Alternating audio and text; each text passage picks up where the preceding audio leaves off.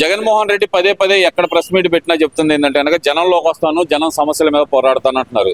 మరి అది అసెంబ్లీ వేదిక ఎందుకని పోరాడలేకపోతున్నారు అనుకోవాలంటారు? పోరాడాడు దమ్ము లేదు పోవడానికి. ఎందుకు లేదంటే పిచ్చేసాలు వేస్తారు.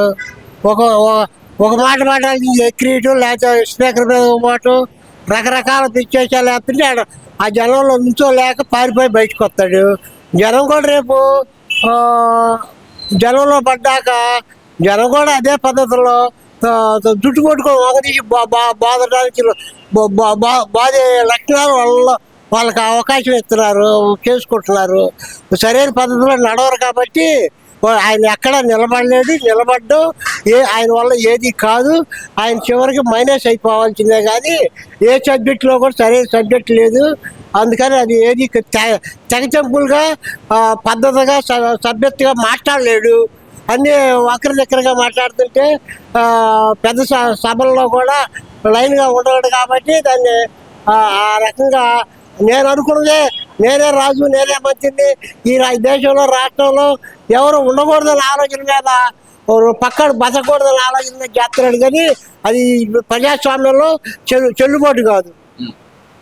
ఆ మాట అంటారు ఏంది? ఆయన ఇప్పుడు నాకు మాట్లాడటానికి మైక్ ఇవ్వట్లేదు, బయట అయితే కనుక మీడియా మైక్ ఉండిద్ది, ఎంతసేపు అయినా మాట్లాడతాను, ప్రజా సమస్యల మీద పోరాటం చేద్దాం, ప్రభుత్వాన్ని గట్టిగా నిలదీయండి మీరు అని చెప్పి మరి శాసనసభాపక్ష నేతలకు చెబుతున్నాడు కదా. మరి ఆయన బయట చెబితే లాభం, బయట వాళ్ళ నియోజకవర్గంలో ప్రజల ముందు పోయి చెప్పమను. అంతేగాని ఆడకపోతే సబ్జెక్ట్ లేకుండా ఒక దేవాలయంలో ఉండాల్సిన మాటలు దేవాలయంలో బూతులతోటి వాగడి ఉన్నాం కదా. వాళ్ళ కళ్ళు తెరిచాడు ఒక 5 ఏళ్ళు. ఆ కళ్ళు తెరిచిన టైంలో ఏం మాట్లాడారు? అంతకు ముందు 4 ఏళ్ళు కళ్ళు మూసుకొని ఉన్నాడు. తర్వాత ఇప్పుడు కళ్ళు మూసుకొని ఉన్నాడు. ఇప్పుడు అంచేత ఏం మాట్లాడుతుంది కూడా ఆయనకి మైండ్ సెట్లో కరెక్ట్గా నికరం లేదు ఏది కూడా. అందుచేత నేను సీఎం మాట్లాడిన చెప్పు నేను మాట్లాడాలి, పవన్ కళ్యాణ్ మాట్లాడిన చెప్పు నేను మాట్లాడాలి, బీజేపీ నాకన్నా వాళ్ళు తక్కువగా ఉండాలి, తక్కువ మాట్లాడాలన్న ద్వారంలో ఆయనకున్న 11 మంది ఎంతమంది అయితే ఉంటారో ఆ లెక్క ప్రకారం వాళ్ళ సభ్యత్వ ప్రకారం ఆ టైం ఇస్తారు. కానీ ఈయన కోరుకున్నట్టు ఆ దేవాలయంలో ఎవరు కూడా ఇవ్వడానికి అవకాశం లేదు. ఎవరు బాబాయ్ గతంలో అసెంబ్లీ సమావేశాలు చూసారు గత 5 సంవత్సరాలు, ఇప్పుడు అసెంబ్లీ సమావేశాలు జరుగుతున్నాయి. ఎలా అనిపించింది మీకైతే కనుక? ఇది తిరుపతి వెంకటేశ్వర స్వామి గుడిలో పోతే క్యూ పద్ధతిలో ఏ రకంగా పోతావో ఆ రకంగా ఉండాతరంగా పద్ధతిగా ఒకరికొకరు అనుసరించి చక్కగా నడుపుకుంటున్నారు. ఈ సన్యాసులు కనుక పోతే ఆడ గలీజ్ చేసి ఇసిరేసుకొని రాళ్ళేరు, స్పీకర్ని పద్ధతి లేకుండా మాట్లాడటం, ఏది పడితే అది అనేసరికి వాళ్ళందరూ వాడే వాకౌట్ అయి బయటికి పోతున్నారు. కాబట్టి వాళ్ళకి ఆడ మేము మళ్ళీ దమ్ముగా చంద్రబాబు భార్యను అన్న రోజు దమ్ముగా నేను మళ్ళీ గెలిచినాకే అసెంబ్లీలో అడుగు పెడతానన్నట్టు ఎన్టీ రామారావు కూడా ఒక సందర్భంలో అదే జరిగింది. అట్నే వాడు ఎమ్మెల్యేలు వచ్చారు, ఆయన ఒక్కటి రాకపోయినా. ఈయనట్టు కాదు, వీళ్ళ గ్రూపు మొత్తాన్ని ఒక కౌన్సిలింగ్ ఇచ్చి ఉండాళ్ళ మంచి వాళ్ళు కూడా చెడగొట్టి నాశనం చేస్తున్నాడు. రాంబాబుకి ఏం కర్మ అది? ఆ రకంగా ఇప్పుడు నిన్న కూడా గొంతుకొస్తాడంట. ఎవరు గొంతుకొస్తాడు? అది తెరుచుకొని కూకున్నారు గొంతులు కోయడానికి. ఆయన గొంతుకొచ్చి ఇవతరాలు కూడా 4 గొంతులు కోస్తారు. అని ఎందుకని నేను అంబటి రాంబాబు గారి విషయమే తీసుకుందాం బాబాయ్, మీరు మాట్లాడారు కాబట్టి. మళ్ళీ రెచ్చగొట్టే దారుణంలో ఆ సైకిల్ ఎందుకు చేస్తున్నాడు అసలు ఆయన?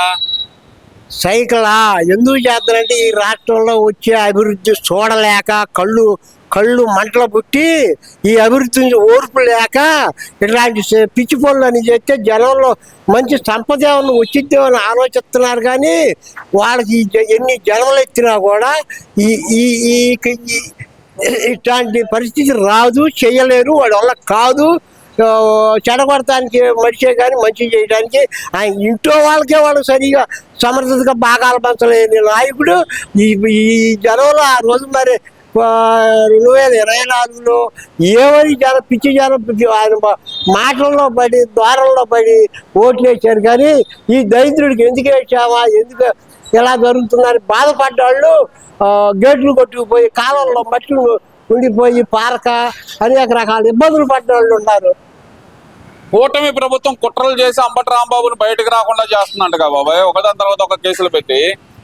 అదే వీళ్ళకి సంబంధం లేదు, వీళ్ళకి ఎలాంటి సంబంధం ఉండదు.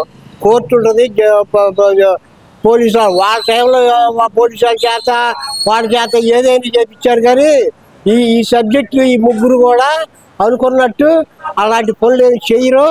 చేయడానికి కూడా అవకాశం చేస్తే చంద్రబాబు టకామని అమ్మటే సీరియస్గా తీసుకుంటాడు పవన్ కళ్యాణ్ కానీ, చంద్రబాబు కానీ, బీజేపీ వాళ్ళు కానీ. దాన్ని వీళ్ళకు ఒక పద్ధతి ఉంది, పద్ధతి ప్రకారం చేస్తారు. కానీ లుచ్చా పనులు, పిచ్చి పిచ్చి పనులు, చట్టాలు ఒకవేళ ఈ పార్టీ లేదని అన్నా కూడా వాడిని ఎమ్మటే సస్పెండ్ చేసి పారేట చేస్తాడు, ఆపడం. సరే ఇదంతా ఒక ఎత్తు బాబాయ్. ఇప్పుడు జగన్మోహన్ రెడ్డి గారు అంటుంది ఏంటంటే పదే పదే అంటుంది తిరుమల లడ్డు వ్యవహారమే మాకు క్లీన్ చిట్ ఇచ్చేశారు, అందులో కల్తీ లేదని తేల్చేశారు అని చెప్పి బయట మీడియా ముఖంగా ఎక్కడ పడితే అక్కడ మాట్లాడుతున్నారు. మరి అదే విషయం అసెంబ్లీకి వెళ్ళి అధికార పక్షాన్ని ఎందుకని నిలదీయలేకపోతున్నారు అనుకోవాలంటారు? వాళ్ళు దమ్ము ధైర్యం లేదు, అక్కడ పోతే ఏం లేదు. వాళ్ళు చేసే పనులు ఏముంది, వారం భాగంలోనే ఒకళ్ళు కూడా నమస్కారం కూడా పెట్టలేని దౌర్భాగ్యులు. ఆ నియోజకవర్గం వాళ్ళు ఎన్నుకొని వాళ్ళ పంపించి వాళ్ళు లబోదిబో అంటారు. అసెంబ్లీలో మాట్లాడాల దేవుళ్ళారా మిమ్మల్ని మా పిఈ పేట తిన్నాడు జీతాలు తీసుకొని చస్తున్నారు, ఆడ బాన్కాడికి ఎందుకు వచ్చారు, ఇంకొకరిని ఎన్నుకునే వాళ్ళం కదా. హాయిగా వాళ్ళన్న మాకు అసెంబ్లీ నుండి మాట్లాడితే మా ఊరికి ఒక మంచి పని జరిగితే డబ్బులు వస్తాయి, ఏదో చేస్తారు అనుకోండి, పంపిస్తే దిక్కుమాలిన పనులు చేస్తున్నారు ఏందని అనుకుంటారు. అంటే ఇక్కడ నిజంగానే తిరుమల లడ్డు వ్యవహారం అనేది పూర్తిగా వాళ్ళ క్లీన్ చిట్ వచ్చింది అనుకోవచ్చు అంటారు? అసలు వాళ్ళే చెబుతున్నారు కదా, సుబ్బారెడ్డి గారు కలిసింది కలిసి జరిగింది అంటాడు కానీ మూడులోకి రాలేదు. వీళ్ళు ఇంకా కొద్ది రోజులు పోయినాకైనా సుబ్బారెడ్డి మీద కూడా రిపోర్ట్ వచ్చింది. సుబ్బారెడ్డి మీద ఇంకొక ఆయన ఉంటాడు, ఆయన మీద కూడా వచ్చింది. వాళ్ళు తొందరపడాల్సిన పని లేదు. నిజం అనేది నిఖిలంగా లేటుగా వచ్చింది. చెడు అయితే గబగబా పరిగెత్తిద్ది, కానీ ఇది నిజం అనేది నిఖిలంగా నిదానంగా కానీ బయటికి రావు.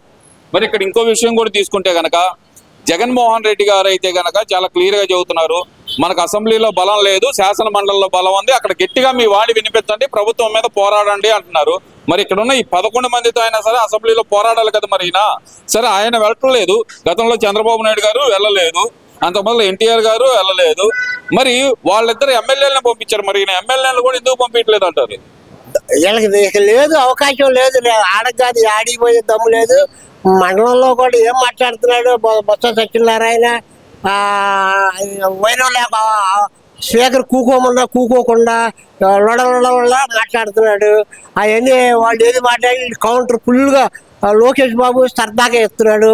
జనంలో ఏమనుకుంటున్నారు, ఇలాంటి నాయకుడు మనకి సెకండ్ చంద్రబాబు కొడుకు అయినందుకు ఇలాంటి మండలంలో ఇట్లాంటి నాయకులు ఇంకా ఎక్కువ మంది మనం ఇట్లాంటి అసెంబ్లీకి కానీ, పార్లమెంట్ సభ్యులకు కానీ, మండల సభ్యులకు కానీ, రాజ్యసభ సభ్యులకు కానీ పంపించుకుంటే మన ఆంధ్ర రాష్ట్రానికి మంచి అభివృద్ధి పనులు జరుగుతాయని అభిప్రాయపడుతున్నారు జనంలో. ఉద్దేశం అది.